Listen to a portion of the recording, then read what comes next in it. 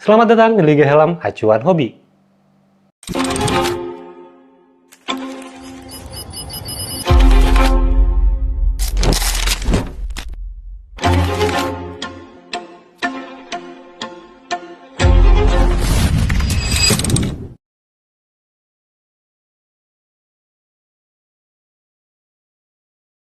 Assalamualaikum, halo semuanya, selamat datang kembali di channel Acuan Hobi bareng gue Rezandi. Yes, kali ini adalah video yang cukup spesial kalau buat gue, mungkin buat teman-teman semua juga. Karena sekarang gue bakal ngebahas Liga Helm Seri B Open Face kategori 500 ribuan ke bawah. Jadi ini kalau buat gue sih cukup excited ya, ngebahas 10 besar helm terbaik di kategori 500 ribuan ke bawah, tapi versi Acuan Hobi. Dan sebelum kita mulai ngebahas siapa aja 10 helm tersebut, gue mau ngomongin dulu atau menyebutkan dulu beberapa disclaimer yang perlu kalian ketahui karena biar nggak ada mispersepsi lah ya gitu. Oke, disclaimer yang pertama. Semua helm yang ada di Liga Helm Acuan Hobi ini adalah semua helm yang pernah direview oleh Acuan Hobi. Jadi kalau misalnya helm tersebut belum direview oleh Acuan Hobi, itu nggak akan bisa masuk ke Liga Helm ini. Oke, dan disclaimer yang kedua soal harganya. Sebisa mungkin, semaksimal mungkin gue nyari tahu informasi paling update untuk harga helm tersebut dan harganya pun harga retail ya. Jadi itu gue cari informasi sedapatnya dan mudah-mudahan juga valid. Karena kalau misalnya pakai harga marketplace itu pasti ada perbedaan di setiap domisili atau di setiap voucher, karena setiap orang pasti punya voucher yang berbeda. Intinya mudah-mudahan angkanya valid lah ya gitu. Oke, dan disclaimer yang ketiga soal penilaiannya. Untuk penilaiannya ini terbagi jadi 10 poin penilaian besar yang akhirnya bakal jadi poin tertingginya itu di 100 poin kalau misalnya nilainya semuanya sempurna gitu ya. Cuman nggak ada yang sempurna di dunia ini, jadi pasti angka-angkanya di bawah 100. Dan untuk penilaiannya itu subjektif dari pendapat gue pribadi. Jadi pasti dan kemungkinan besar bakal ada perbedaan pendapat antara gue dan juga teman-teman semua. Karena gue punya head shape yang berbeda, bentuk kepala yang berbeda, pipi yang berbeda, ukuran kepala yang berbeda, dan juga selera yang berbeda. Jadi sangat-sangat memungkinkan untuk adanya perbedaan pendapat. Dan jika ada pendapat dari kalian, silakan kemukakan di kolom komentar. Jadi ntar kita sharing aja di sana. Dan satu hal lagi, seiring pemakaian helm-helm tersebut, karena helmnya banyak banget gue simpan bertahun-tahun, jadi pasti ada perubahan poin dari season yang pertama ke season kedua ini, karena ternyata udah dipakai setahun, ada rasa yang gue temuin lagi baru dari si helmnya gitu. Jadi ntar mungkin bakal ada beberapa helm yang keluar dari kategori ini, mungkin soal harganya yang tiba-tiba naik, atau soal ternyata impresinya tidak sesuai, atau malah sangat bagus gitu, jadi nilainya bisa melonjak. Itu bakal terjadi di Liga Helm season kedua ini. Dan sekarang kita langsung mulai aja dari peringkat ke-10 dulu. Oke, di peringkat ke-10 ada KYT DJ Maxi. Tahun lalu masih sempat ada di urutan 10 besar, dan sekarang masih ada lagi DJ Maxi, cuman sekarang di urutan kebontot. Dan ini merupakan open face basic dengan desain yang simple banget untuk si helm ini. Nggak spesifik ke karakter tertentu untuk KYT DJ Maxi ini. Untuk harganya yang cuma 370.000, ini helm udah lumayan banget sih sebenarnya ya buat disiksa. Fiturnya dia sudah mempunyai dual visor atau sun visor. Material eksteriornya cukup baik yang tersertifikasi SRI dan juga DOT. Tapi untuk material interiornya menurut gue ini masih standar lah ya, nggak spesial. Ini masih yang biasa banget, basic banget. Material kainnya pun masih yang ya so-so lah ya, dan juga detail-detail kerapihannya masih ya nggak terlalu impresif untuk bagian interiornya kalau menurut gue pribadi. Tapi secara fitur cukup kebantu sama si dual visornya, dan harganya dia cukup murah juga. Dan untuk fiturnya juga, helm ini nggak terlalu spesial. Ini helm yang menurut gue umum banget, dan semua orang pasti kemungkinan besar pasti cocok juga dengan head shape seperti ini, dengan bentuk fitmentnya gitu ya. Masih aman banget lah buat dipakai helm harian. Kalau misalnya kalian nyari helm harga 300 ribuan, butuh dual visor, ya ini salah satu opsinya KYT DJ Maxi. Dan skor akhir untuk KYT DJ Maxi ini di 65,5 dengan detail sebagai berikut.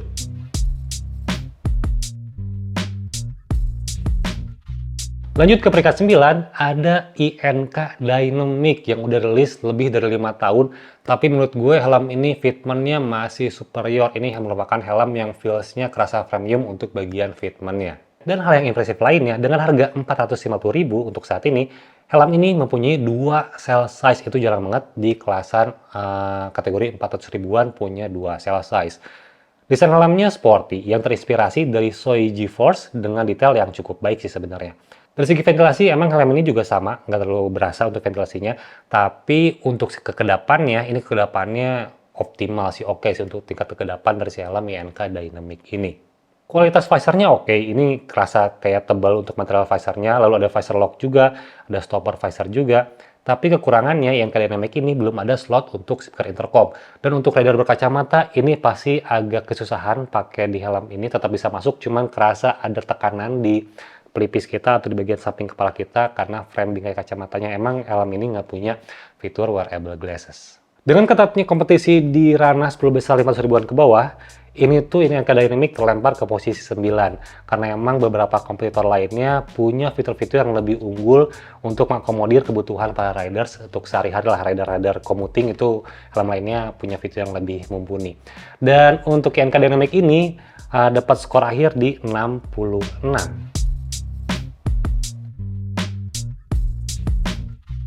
Di peringkat 8 ada GM Fury. Ini helm yang fiturnya cukup lengkap ya. Dia sudah ada sun visor, sistem pengunciannya Micromatic Retention System, ada slot untuk speaker intercom juga, dan bobot helmnya ringan, cuman 1350 gram aja untuk helm yang punya fitur sun visor. Dan yang paling penting itu helm ini dengan segala fiturnya, punya sun visor dan lain-lain, soal speaker intercom juga, harganya dia cuma 370.000 aja, dan ini hal yang menarik juga.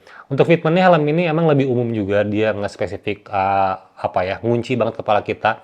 Cuman dia bisa diterima oleh semua banyak jenis head shape gitu ya, semua bentuk kepala pasti bisa masuk ke si helm ini karena emang dia mengandalkan ketebalan padding aja buat sizing si helmnya, dan terbilang cukup aman sih dan nyaman. Tapi secara desain helm GM Fury ini menurut gue kayak kurang cocok aja, kurang pas aja secara dimensinya ya. Dia secara desain emang mirip dengan INK Dynamic, cuman dimensinya kayak dia lebih rounded, lebih bulky gitu. Jadi kayak kurang sporty aja kalau menurut gue. Dan skor akhir untuk GM Fury ini di angka 67.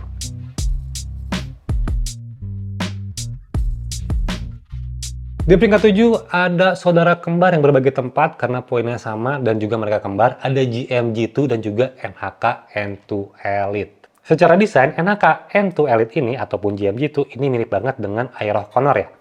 Shape-nya sporty agresif dan keduanya sudah menggunakan visor light smoke. Keunggulan dari helm ini tuh sebenarnya di sirkulasi udara. Ini sirkulasi udaranya dia adem optimal sih untuk NHK N2 series ataupun yang GM-G2 karena dia punya teknologi air turbo fan system dan itu emang kerasa banget optimal di kecepatan mulai dari 40 km per jam udah kerasa untuk si ventilasinya. Selain itu, bobot dari helm ini cuma 1250 gram aja single visor sih. Cuman ini kepake banget ringannya, aman banget buat dipakai harian gitu ya. Dia nggak akan membebani pundak kalian ataupun leher kalian, ini aman untuk bobot 1250 gram. Untuk bagian fitment, dia termasuk yang cukup nyaman. Helm ini enak sebenarnya gitu, dan dia dibantu dengan ketebalan padding karena dia hanya ada satu cell size atau IPS size dan juga tidak ada IPS di bagian pipi, jadi pasti kalian mendapatkan padding pipi yang cukup tebal dari si NHK N2 Elite ataupun yang GM G2 ini, tapi terbilang enak sih, density paddingnya empuk untuk si padding-padding dari kedua helm ini. Dan untuk fitur lainnya, helm ini sudah support untuk slot speaker intercom dan juga sudah wearable glasses. Untuk harganya, GM-G2 itu dijual di harga Rp360.000 dan untuk NHK N2 Elite sedikit lebih mahal di Rp380.000. Cuman buat gue lebih mengunggulkan yang GM-G2, bukan selain lebih murah aja, tapi di pasaran, di marketplace kayaknya lebih banyak yang GM-G2. NHK N2 Elite itu agak-agak jarang di marketplace. Dan skor akhir untuk GM-G2 dan juga NHK N2 Elite ini di angka 69 dengan detail sebagai berikut.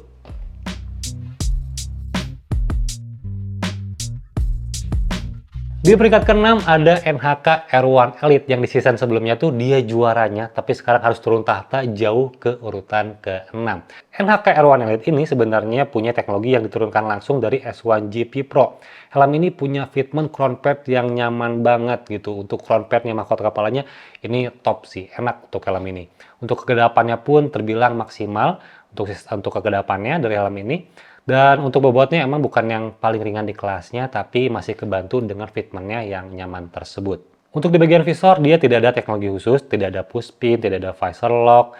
Cuman fitur lainnya ya dia sudah ada wearable glasses, ada intercom ready juga, slot speaker intercom, dan padding materialnya terbilang cukup baik dan emang seperti yang gue bilang tadi untuk kedepannya dia terbilang yang oke juga untuk si helm ini. Detail-detailnya pun dan shell-nya terbilang rapi, baik itu interior ataupun si eksterior. Dan harga dari R1 Elite ini sekarang di harga Rp475.000. Cukup banyak saingan di harga 400 ribuan, dan skor akhirnya helm ini di angka 70,5 dengan detail sebagai berikut.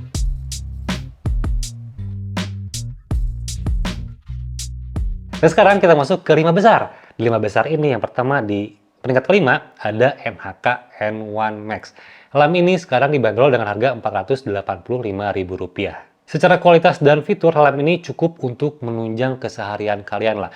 Pertama, helmnya ringan, fitmentnya easy to fit dengan semua jenis head shape, enak juga. Dan dia ada IPS di bagian pipi juga buat ngebantu fitment bagian pipi kita lebih nyaman dan juga lebih aman tentunya, serta lebih kedap juga. Dan untuk ventilasinya, ini juga salah satu helm yang optimal, yang adem juga untuk ventilasinya, tapi perlu dibayar dengan adanya kebisingan di area atas, karena ya air anginnya banyak masuk banget ke scoopnya, ke intake-nya, cuman jadinya banyak terdengar ada siulan lah di kecepatan yang cukup tinggi, tapi itu catatannya. Fitur lainnya, helm ini sudah ada fitur untuk slot speaker intercom juga, sudah wearable glasses juga, dan helmnya pun terbilang ini helm yang ringan. Dan untuk bagian visornya emang tidak ada visor lock juga, tidak ada stopper visor juga, tapi dia menggunakan RSD lens yang emang ini secara visibilitas oke sih dia, intensitasnya dia ke light smoke, cuman untuk menghalau sinar matahari ini termasuk yang optimal dengan teknologi lapisan RSD lens ini. Dan untuk skor akhirnya dari si NHK N1 Max ini di angka 71.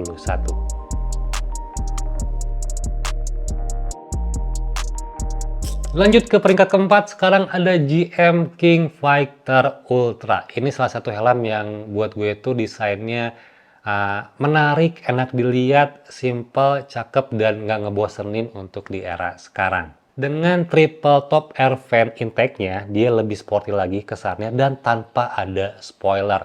Selain itu, untuk ventilasinya, dia termasuk yang massive juga, yang adem juga helm ini.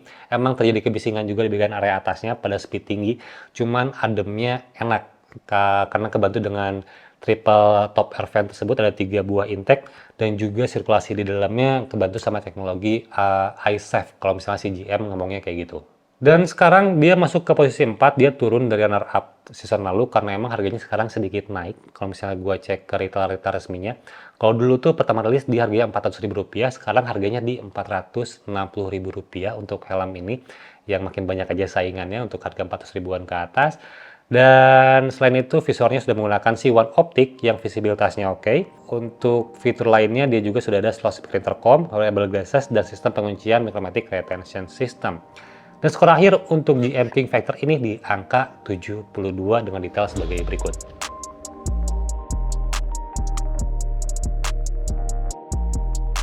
Dan sekarang kita masuk ke 3 besar. Ini makin sulit gue nentuin ya, menilainya gue makin sulit secara subjektif. Cuman ya semuanya punya kekurangan dan kelebihan. Dan di peringkat ketiga ini ada MDS Voltus. Ini helm cocok banget kalau misalnya kalian cari helm dengan harga yang terjangkau tapi kualitasnya dia yang maksimal. Karena helm ini merupakan helm termurah di 10 besar kali ini, tapi kualitasnya top untuk MDS Voltus ini.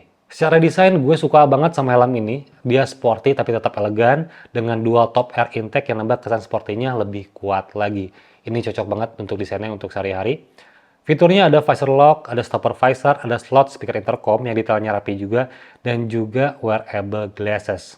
Kualitas interiornya pun ini oke sih. Paddingnya dia nyaman, dan setingnya dia oke, IPS-nya dia rapi, dan yang gue punya warna abu itu, dia dapat padding warna merah marun, jadinya lebih stand out lagi, kerasa mahalnya, padahal helmnya cuma 320 ribuan aja. Dan menurut gue rasanya genetika KYT itu udah mulai turun ke MDS Voltus ini. Ini detailnya rapi, oke untuk MDS Voltus ini. Dan untuk fitmentnya, dia tuh true size, tapi buat teman-teman yang punya lingkar kepala 59 ke atas, sebenarnya perlu notice di bagian pipinya aja, karena untuk beberapa case ngerasa lebih tight, lebih ketat tuh bagian pipinya, tapi crown pad seharusnya aman sih. Mungkin ya bisa opsinya ke upsize buat teman-teman yang pakai size XL ke atas ya, atau size L ke atas, cukup upsize 1 size. Cuman Menurut gue ini true size dan helmnya oke sih. Dia termasuk shell yang kecil dan IPS-nya kayaknya tebel. Itu yang jadi concern ya. Kenapa di pipinya juga tebel, karena dia punya IPS di bagian pipi. Untuk tingkat kedepannya pun dia oke sih sebenarnya. Untuk bagian cheek pad-nya, bagian lehernya dia aman banget. Tapi di beberapa sisi muncul kebisingan di area visor atas. Cuman ya di posisi-posisi tertentu aja. Kalau misalnya nunduk gitu ya, pakai motor sport, itu ada siulan tapi di kecepatan tinggi. Jadi masih terbilang aman lah, karena ini namanya juga open face ya. Dan skor akhir untuk M-Dash Voltus ini dengan eksterior yang rapih, detail yang rapi, interior yang rapi, dia tuh punya nilai di 73. Masuk ke peringkat kedua atau runner up-nya di Liga Helm Acuan Hobi kali ini di season 2 yang seri B. Ini tuh ada KYT Kyoto Ranger 2.0. Helm ini mendapatkan banyak banget improvement dibandingkan yang versi sebelumnya atau dari si Kyoto R, dan ini impresif banget buat semua improvement dari KYT Kyoto Ranger 2.0 ini. Dari 10 besar Liga Helm kali ini, KYT Kyoto Ranger ini punya cheek pad yang paling premium. Ini kerasa banget feels premiumnya dari si bagian cheek padnya. Baik itu dari bagian busanya ataupun dari kainnya. Ini rasanya dia sama banget dengan cheek pad top tiernya KYT RZ gitu ya. Dan juga sama bahkan dengan yang Suomi Speedjet, karena gue pengguna Speedjet juga, sering gue pakai harian. Ini gue ngerasa kayaknya sama deh untuk feels-nya, kainnya ataupun si busanya cheek pad Kyoto Ranger ini dengan si Suomi gitu. Ini top sih. Secara desain helm ini emang sporty ya, cocok dengan semua jenis motor. Kalau misalnya kalian bingung cari helm seperti apa yang cocok dengan motor kalian, ini paling aman ya Kyoto Ranger ini sih. Desainnya universal banget, oke gitu. Untuk soal sirkulasinya, helm ini emang nggak terlalu nggak terlalu optimal lah. Tapi untuk fitmentnya itu ngebayar sirkulasinya yang kerasa. Fitmentnya ini nyaman banget. Untuk bagian pipinya terutama ya, pipinya enak banget. Crown padnya dia true size untuk bagian crown padnya. Dan kemungkinan dengan fitmentnya seperti itu, dia lebih presisi, lebih spesifik untuk bagian IPS-nya, untuk paddingnya ngerasa lebih ngunci aja. Dan kerasa ini bakal long last sih, bakal awet untuk bagian padding-paddingnya untuk KYT Kyoto Ranger 2.0 ini. Dan fitur lainnya, dia sudah ada slot untuk speaker intercom yang rapih banget ini, mirip dengan TTRZ, variable glasses juga, dan kualitas visornya yang oke. Dan punya kualitas visor yang ini oke sih, kerasa feels-nya premium untuk visornya. Dengan intensitas light smoke 30% sampai 40%, dan ada visor lock juga, dan ada stopper visor juga. Dan tapi untuk beberapa warna solid color lainnya, mungkin kalian bakal mendapatkan visor yang berwarna bening gitu ya. Cuman yang gue dapat dari warna abu itu dapatnya yang visor light smoke. Gue dengan mudah bisa merekomendasikan helm ini ke teman-teman yang nyari helm open face dengan fitment yang feels-nya kerasa premium lah, terutama di bagian cheek pad. Ini salah satu rekomendasinya. Harganya helm ini di Rp485.000 dan skor akhirnya untuk KYT Kyoto Ranger 2.0 ini di skor 73,5. Dan akhirnya kita sampai ke peringkat pertama Liga Helm Acuan Hobi Seri B Open Face kategori 500 ribuan ke bawah. Di peringkat pertama ada NHK N2 Max. Helm ini dirilis pada tahun 2025 di pertengahan tahun di bulan Juni. Dan menurut gue helm ini punya segala fitur yang cukup mumpuni buat dipakai sehari-hari commuting ataupun pakai touring tipis-tipis lah.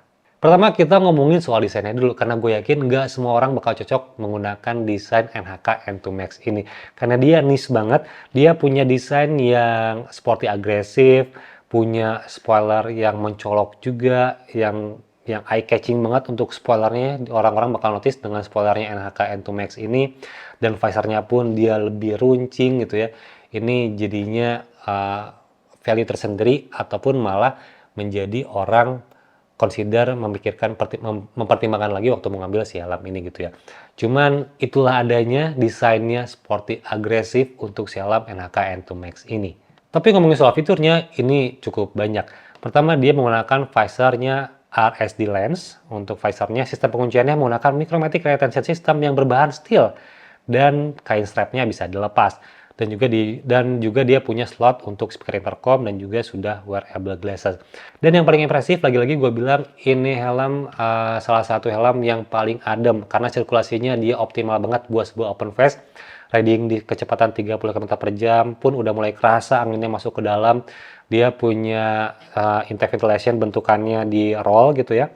Ini salah satu yang baru juga kalau misalnya di produk lokal, pakai yang di roll seperti ini.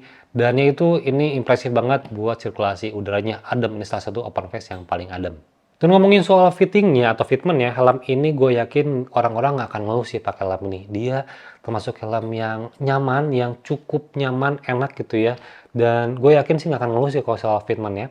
Cuman di luar desainnya, fitmentnya ini salah satu yang top notch juga untuk helm di harga 500 ribuan ke bawah untuk NHK N2 Max ini. Material kainnya enggak yang spesial pakai hydrocool atau apa gitu ya, cuman dirasa cukup lah buat riding sehari-hari. Ini masih lembut untuk kain dari si material NHK N2 Max ini. Dan detail-detailnya pun dia rapi banget untuk interiornya ataupun eksteriornya, ini rapi untuk NHK N2 Max ini. Dan selain itu dia juga punya dua inner shell size atau dua EPS size untuk NHK N2 Max ini.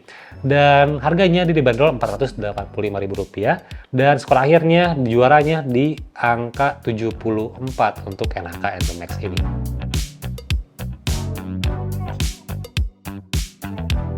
Dan itulah 10 besar di Liga Helm Open Face Seri B Acuan Hobi kali ini. Mudah-mudahan bisa membantu kalian kalau misalnya kalian lagi cari helm. Dan sedikit conclusion ya, di tiga besar ini sebenarnya skornya beda-beda tipis. Ini bisa kalian pilih sesuai dengan kebutuhan kalian ataupun selera kalian. Kalau misalnya kalian cari helm yang murah tapi kualitasnya maksimal, bisa pilih MDS Voltus.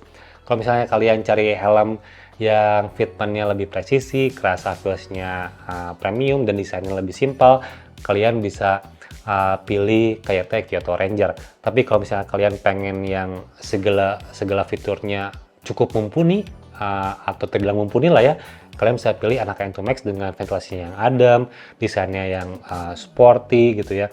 Dan helmnya terbilang nyaman untuk helm ini dipakai riding sehari-hari ataupun dipakai touring tipis-tipis. Ini pasti betah lah pakai helm NHK N2 Max ini. Jadi silahkan sesuaikan dengan kebutuhan kalian dan lebih bijak lagi waktu kalian mau check out si helm-helmnya, bisa menyesuaikan dengan selera kalian juga. Dan ya mudah-mudahan bisa membantu sih. Dan sekali lagi gue ingetin lagi, semua ini penilaiannya secara subjektif. Jadi kalau misalnya kalian punya pendapat yang berbeda, punya pendapat lain, silahkan kemukakan di kolom komentar, nanti kita sharing di sana.